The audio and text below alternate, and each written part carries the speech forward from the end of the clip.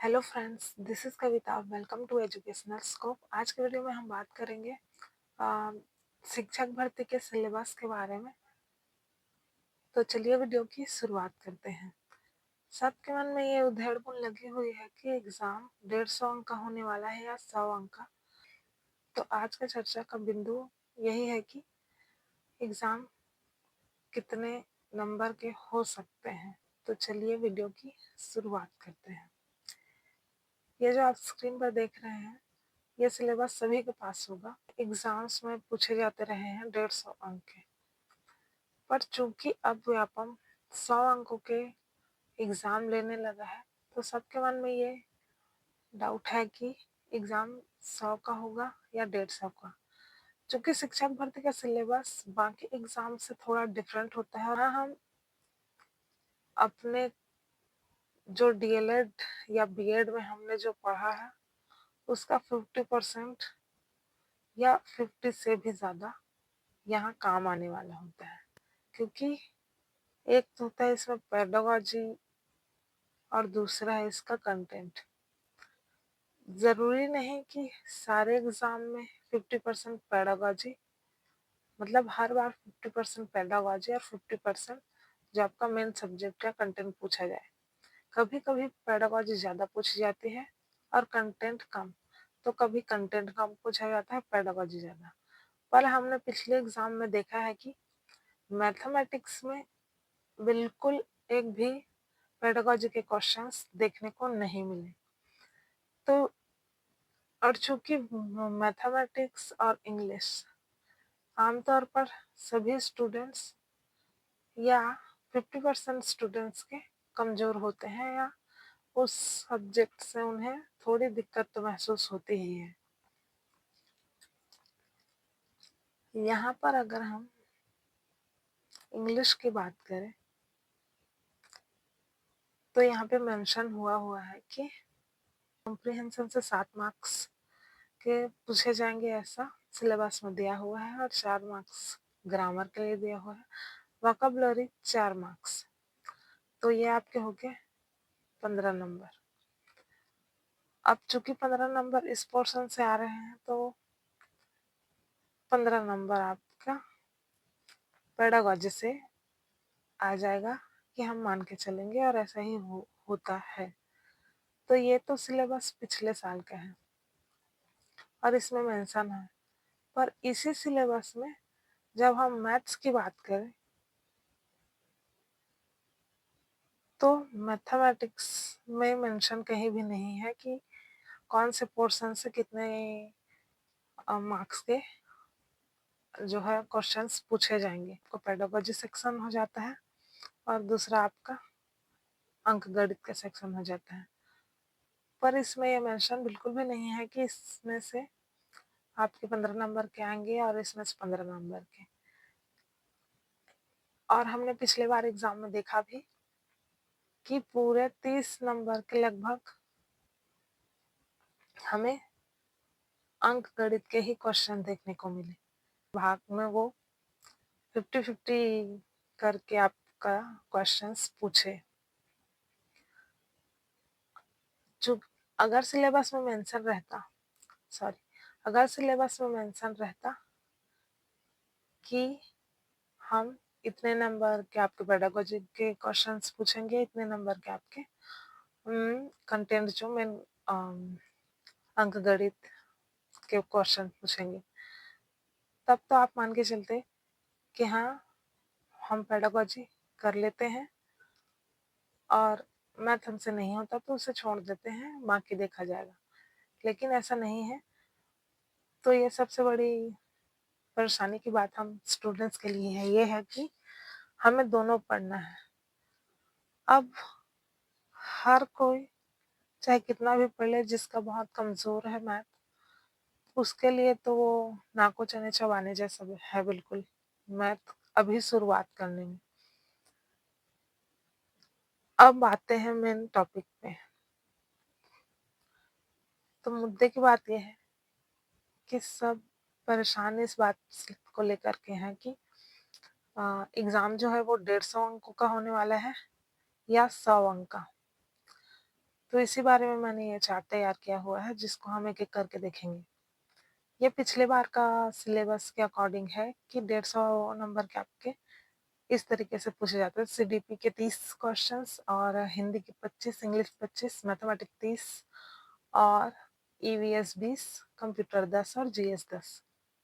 पर मैंने ये जो 3 रो आपके लिए तैयार किए हुए हैं, इसमें मैंने कोशिश किया हुआ है कि अगर व्यापम 100 मार्क्स से एग्ज़ाम लेता है, तो वो किस किस्म से नंबर को डिवाइड कर सकते हैं अलग-अलग सब्जेक्ट्स में। तो ज़ाहिर-सी बात है कि जो ज़्यादा वेटेज का सब्जेक्ट है, वो उसका ज़्यादा वेटेज रहेगा ही, भले वो 150 क्वेश्चंस आए या 100 नंबर के क्वेश्चंस आए। एक तो ये पूछ सकता है कि सीडीपी के 20 क्वेश्चंस पूछ ले और Hindi 15, English 15, mathematics 25, EVS 15, computer और जीएस 5-5 अंकों के, तो ये 100 नंबर बन जाएंगे। या फिर चूंकि सीडीपी मेन सब्जेक्ट है शिक्षक भर्ती के लिए, तो इसके तो 30 मार्क्स के होते हैं। इस हिसाब से अगर पूछना चाहे तो 25 नंबर के सीडीपी पूछ सकता है, हिंदी 15, इंग्लिश 15, मैथमेटिक्स ज़्यादा ही पूछे जाते हैं, मतलब 30 नंबर तो आपको ओल्ड सिलेबस में है ही, तो अगर वो 25 तो मैथ्स के आपके होने ही होने हैं, मतलब कम करेगा भी तो 20-25 से कम तो करेगा ही नहीं, मैथ्स आपको इतना ध्यान रखना है। और ईवीएस 10, कंप्यूटर 5 और जीएस 5। तो ये इस तरह का अगर हम लिखें तो इस तरह डिवाइड करें तो 100 नंबर हो जाते हैं। पर मुझे ये वाला थोड़ा कम लगता है इसका चांस, क्योंकि ईवीएस भी बाकी सब्जेक्ट्स की तरह शिक्षक भर्ती का मेन सब्जेक्ट के तौर पर वो होता है, तो उसके 10 नंबर तो पूछे जाना उतना ठीक लगता नहीं, पर व्यापम में कुछ भी कर सकता है। ईवीएस के थोड़े ज़्यादा क्वेश्चंस ही पूछे जाने चाहिए, तो एक तो ये हो सकता है। तो ये 2 तरह का हो गया, और एक अंतिम ये है कि सीडीपी के 25 पूछ, हिंदी के 15, इंग्लिश के 15, मैथ्स के 20, ईवीएस के 15, कंप्यूटर और जीएस के 5-5, तो 100 नंबर के आपके ये एग्जाम का जो है सिलेबस क्वेश्चंस ये तैयार हो सकते हैं, अगर 100 नंबर के बाद हम पूछना चाहे तो। पर अब बात ये आती है कि इसमें भी अगर वो मैथ्स उसके कम हो रहे हैं 20, चूंकि मैथ्स 30 के पूछे जाते हैं, अगर वो बाकी सब्जेक्ट्स का मतलब थोड़ा मैनेज करना चाहे कि ईवीएस को वो 10 का ना करके 15 का करे, तब वो मैथ आपके 20 के पूछ सकता है। लेकिन अगर वो मैथ 25 के पूछेगा, तो जाहिर सी बात है वो कहीं से तो कम करेगा, क्योंकि उसको 100 अगर लेने होंगे एग्जाम, तो वो कैसे भी करके, मतलब बहुत ज़्यादा अजीबोगरीब तो सिलेबस होगा नहीं, थोड़ा पिछले उससे उतने ही, मतलब जिस पोर्शन से ज़्यादा सवाल आने हैं वो तो आने हैं, भले ही वो एग्ज़ाम 200 का हो, 150 का हो या 100 का हो। तो इस हिसाब से मैंने अपने हिसाब से ये नंबर का यदि वो पूछे तो इन 3 तरीकों से 100 नंबर के एग्ज़ाम को तैयार किया जा सकता है। मुझे तो सबसे ज़्यादा अगर 100 के पूछे जाएंगे तो ये लगता है, आपको क्या लगता है कमेंट करिएगा, या फिर आप अगर इन तीनों से अलग कुछ दूसरा सोचते हैं जो 100 नंबर के एग्ज़ाम तैयार किया जा सकता है, और वो संभावना ज़्यादा हो अगर आप अपने तर्क दीजिए कि कैसे 100 नंबर के एग्ज़ाम हो सकते हैं। पर इन 3 इन 3 तरीकों से अलग तो कुछ हो सकता नहीं अगर 100 नंबर के पूछने होंगे पापा को तो।